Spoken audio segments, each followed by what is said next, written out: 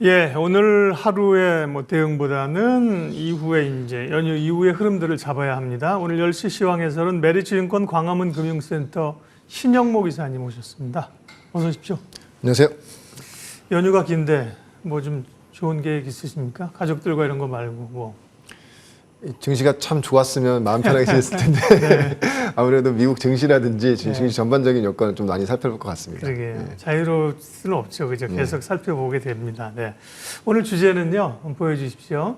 장은 어렵고 돌파구는 잘 안 보이지만 여전히 많이 얘기하는 게 반도체입니다. 예. 바닥을 정말 진 바닥을 돌아 나오는 것일까? 이제는 반도체를 사 모아야 할 때인가? 이런 질문을 던지면서 이야기를 하겠습니다. 9월이 어제까지도 그렇지만 상당히 생각보다도 9월이 굉장히 어려웠습니다. 네. 당초 생각하던 것보다도 최근 이렇게 어려웠던 원인은 이사님 뭐라고 생각하세요? 네. 서두에 답을 말씀해 주셨습니다. 제가요? 예. 예, 긴 연휴. 예. 아무래도 6일이란 연휴가 되다 보니까 근데 하필이면 그 구간에 굉장히 불확실한 이슈가 맞아요. 미국이나 유럽 증시에 있다 보니까 네. 이제 그 회피성 자금들이 아무래도 이제 사실 기관이나 외국인 투자가들은 사실 이 불확실성을 가장 싫어하는데 그런 좀 약간 불확실한 그런 구간들, 특히 이제 미국의 이제 연방 정부 이제 셧다운 관련된 이슈도 지금 있고요. 그러다 보니까 시장이 아무래도 좀 차익 실현 물량이 굉장히 거칠게 나오고 있다고 좀 보고 있습니다. 특히 이제 다들 아시겠지만 우리 로봇이라든지 AI 관련된 어떤 섹터에 있는 종목들 그리고 의료 AI까지 다 포함해서 올해 참 많이 올라왔거든요. 그러니까 이쯤에서는 한 번쯤은 좀 쉬고 가자. 왜냐면은 금리 인상 관련돼서 매파적인 발언을 지금 파월이 계속 얘기하고 있는 상태에서 아무튼 이 주식시장에서는 금리 인상이 가장 안 좋은 이슈다 보니까 그런 것이 기저에 깔린 상태에서 또 불확실한 이슈가 어떻게 될지 모르기 때문에 그것을 리스크를 안고 이 추석을 네. 맞이하기에는 너무 이제 깨름직했던 거죠. 근데 그렇죠. 그런 물량들이 많이 나오는 그런 어떤 차익성 매물이 많이 나오는 것 같고요.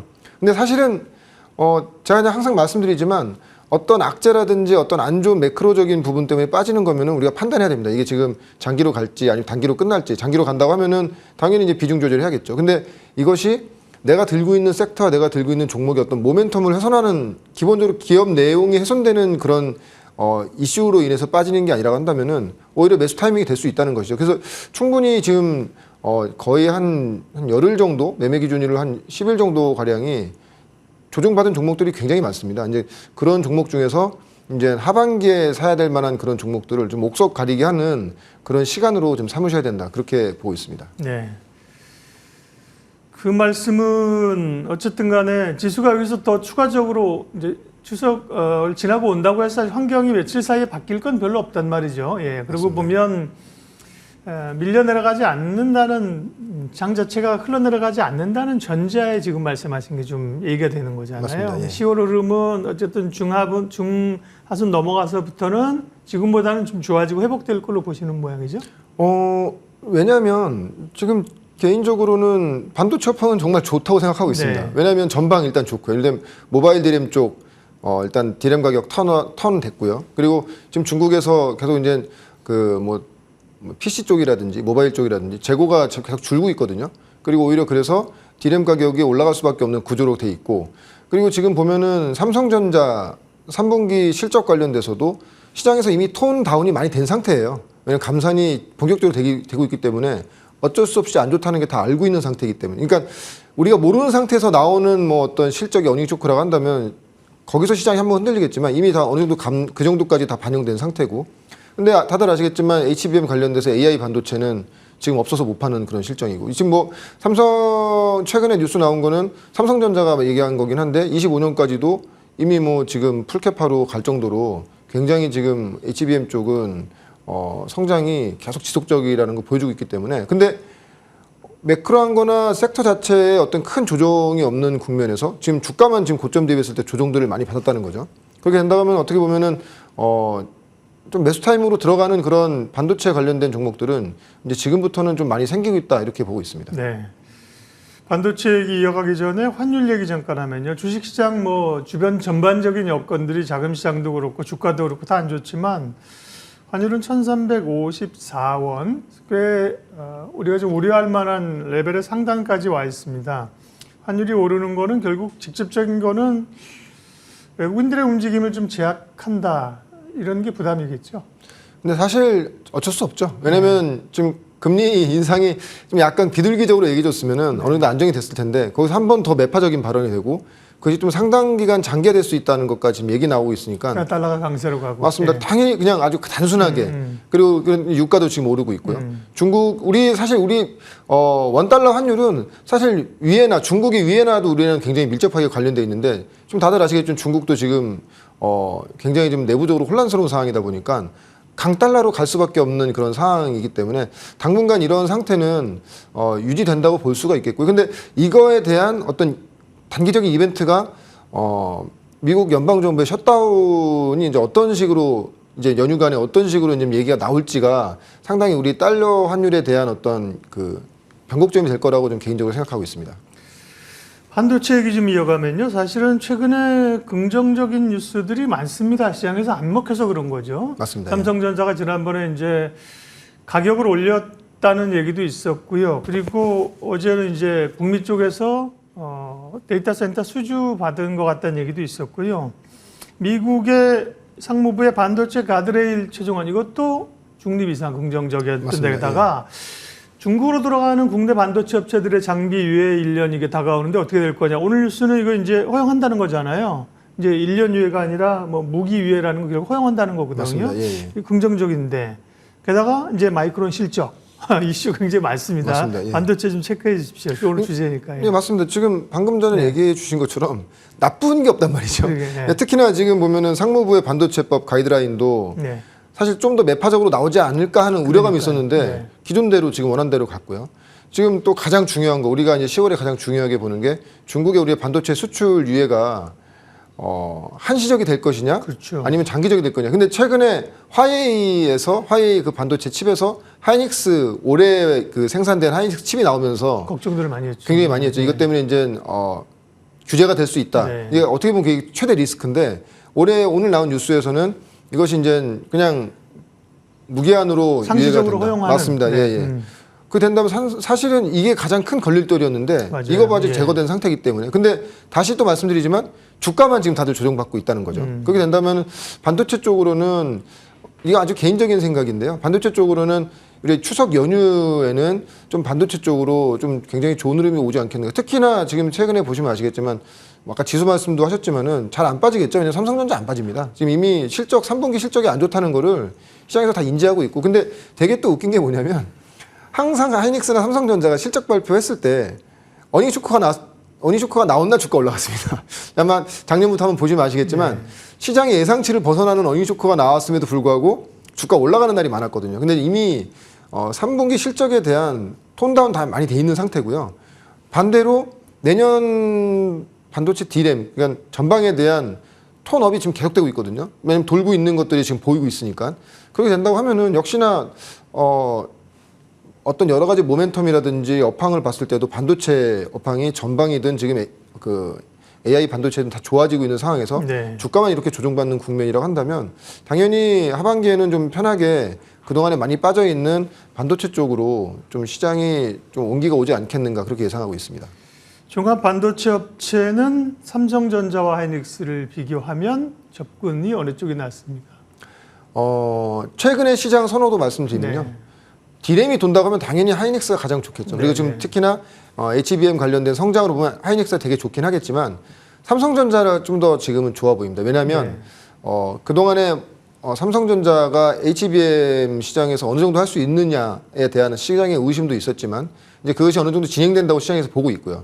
그리고 가장 큰 또 이슈 중에 하나가 파운드리가 과연 잘 할 수 있을까 하는 의구심이 있는데 파운드리가 앞으로 좋아질 그 가능성이 점진적으로 높아지고 있다는 것이거든요. 그래서 하이닉스는 당연히 HBM 관련돼서는 되게 좋긴 하겠지만 좀 더 모멘텀이라든지 이슈 측면에서 본다고 하면은 삼성전자가 좀 더 하반기에는 좋은 흐름이 나오지 않겠는가. 그럼 여기서 또 하나의 아이디어가 그러면 기존의 AI 반도체 시장에서는 하이닉스에 관련된 밸류체인 종목들이 굉장히 강세였다면 뭐 한미반도체가 대표적인 얘기겠죠.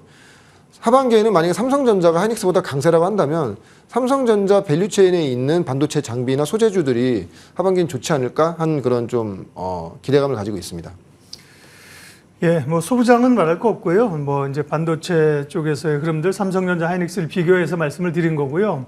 그러니까 이거는 이제 반도체는 사실 올라갈 언제부터 이제 시동을 거느냐의 그 시기를 특정할 수 없어서 그런 거죠. 이게 몇 월 며칠부터 올라간다 알면 좋겠습니다만 그 시기가 조금 이연될 수도 있고, 그죠? 맞습니다. 빨라질 수도 있는 거지만 반도체에 대한 시각들은 굉장히 지금 좋습니다.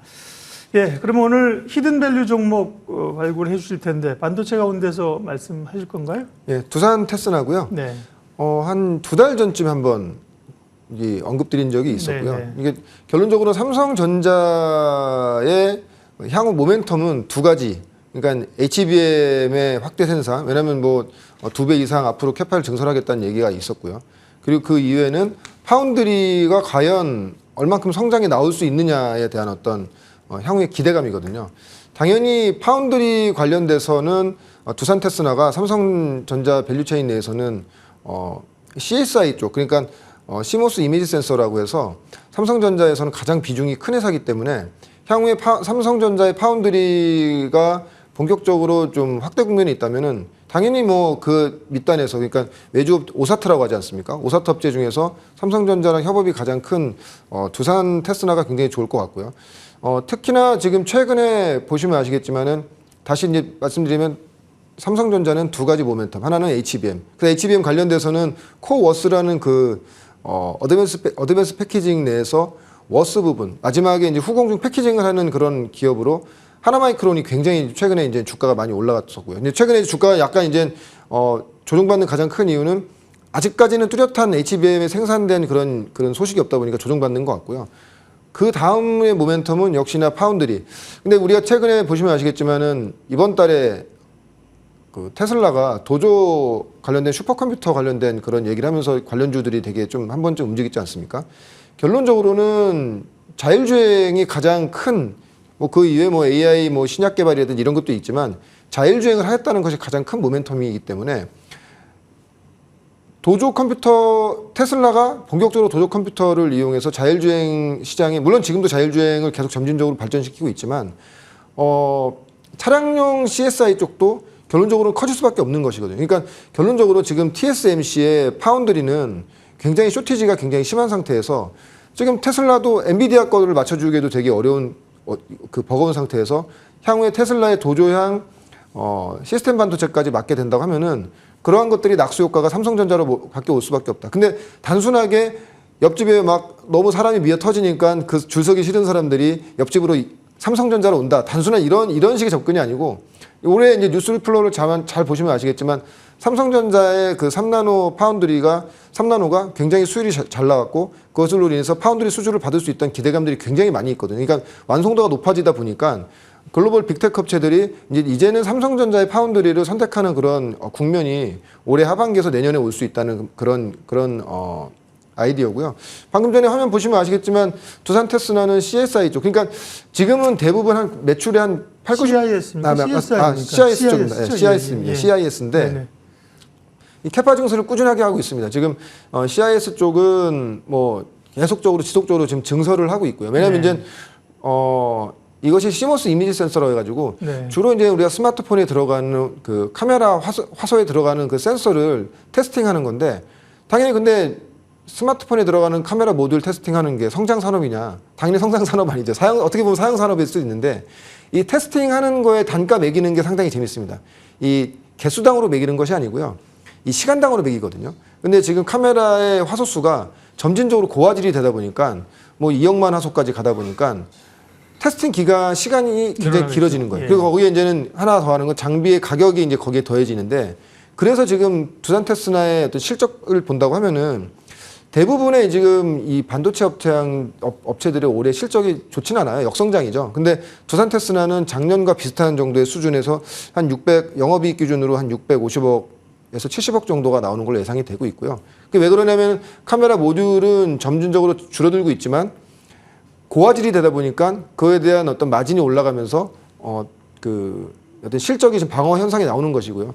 이제 향후에는 보시면 아시겠지만 지금 뭐 패키징 쪽도 아직 비중이 적긴 하지만 패키징 쪽도 이제 테스팅이 지금 되고 있고 아까도 이제 증설 내용 보시면 아시겠지만 SOC 쪽이라든지 이게 시스템 반도체 쪽이죠. 그리고 CIS 쪽 계속 늘리고 있는 상황에서 만약에 여기서 삼성전자가 파운드리 관련돼서 뭐 테슬라 관련된 어떤 뭐 수주를 받는다든지 그 외 빅테크 업체들이 어떤 수주를 받는다고 했을 때 당연히 두산 테스나로 밖에 올 수밖에 없는 이런 그 수주의 잔량들이 넘칠 수밖에 없다는 것이죠. 그래서 예. 기본적으로 두산 테스는 이렇게 접근하시면 됩니다. 기본적으로 안정적인 매출을 기준으로 해서, 그러니까 작년에 올해 대부분의 그 반도체 업체들이 역성장함에도 불구하고 올해도 작년만큼의 수준의 어떤 매출과 영업이익이 나오는 상태고 매출은 오히려 늘었죠. 내년에는 올해보다는 내년은 한 영업이익이 지금 예상 영업이익이 한 뭐 800억에서 한 900억 정도 사이로 보고 있는데 사실 지금 이 추정치가 AI 반도체라든지 지금 올해 시장이 이렇게 AI 반도체로 인해서 이 AI 반도체 시장이 커지는 거를 감안한 그런 수치가 아니고요. 기존에 있는 어떤 지금 어떤 그 기존에 받은 수주라든지 예상 가능한 수치에서 나온 수치이기 때문에 만약에 이후에 파운드리 삼성전자의 파운드리가 좀 글로벌 빅테크 기업으로부터 어떤 수주를 받는다는 그런 뉴스가 나온다고 한다면 당연히 두산 테스나의 어떤 그 성장이 굉장히 커질 것으로 예상하고 있습니다. 만약에 그래서 지금 HBM 아까도 서두에 말씀드렸지만 삼성전자의 두 가지 모멘텀 하나는 HBM 그로 인해서 하나마이크로라는 그 회사가 예. 후공정 업체로 각광받았지 않습니까? 일단은 뭐 기대감으로 주가 한번 세게 갔는데 만약에 파운드리 관련돼서 어떤 수주라든지 파운드리가 앞으로 확대된다는 얘기가 나오면 두산 테스나가 아마 관련돼서 굉장히 좀 큰 반응이 나올 수 있는 그런 흐름이라고 보고 있고요. 가격 좀 전략 잡아. 지난 7월 26일 날 말씀하셔서 제가 그날 종가를 그날 종가 기준으로 봤더니만 45,600원에서 종가가요 55,000원까지 올랐다가 다시 지금은 이제 좀 최근에 흘러내려서 43,000원대 지금 와 있거든요. 네, 가격 전략. 네, 비슷한 수준이고 그래서 이제 파운드리 관련돼서 네. 얘기가 한번 나오면서 주가 한번 되게 좋았죠. 예, 근데 예. 최근에 시장이 조정받으면서 같이 조정받는 것이기 때문에 그렇기 때문에 이런 종목들은 우리가 좀 아주 관심 있게 봐야 된다고 말씀드리는 것이고 목표가는 똑같이 그때도 이렇게 말씀드렸던 네. 것 같아요. 목표가는 6만 원, 손절가는 4만 원 정도를 잡고 하반기 보시면 상당히 좋은 흐름이 나오지 않겠는가 예상하고 있습니다. 네. 테스나를 두산이 인수한 거죠. 두산 테스나인데요. 반도체 이야기했고요. 반도체 후공정 업체 두산 테스나까지 살펴봤습니다. 메리츠증권 광화문 금융센터 신영목 이사님 함께했습니다. 고맙습니다. 고맙습니다.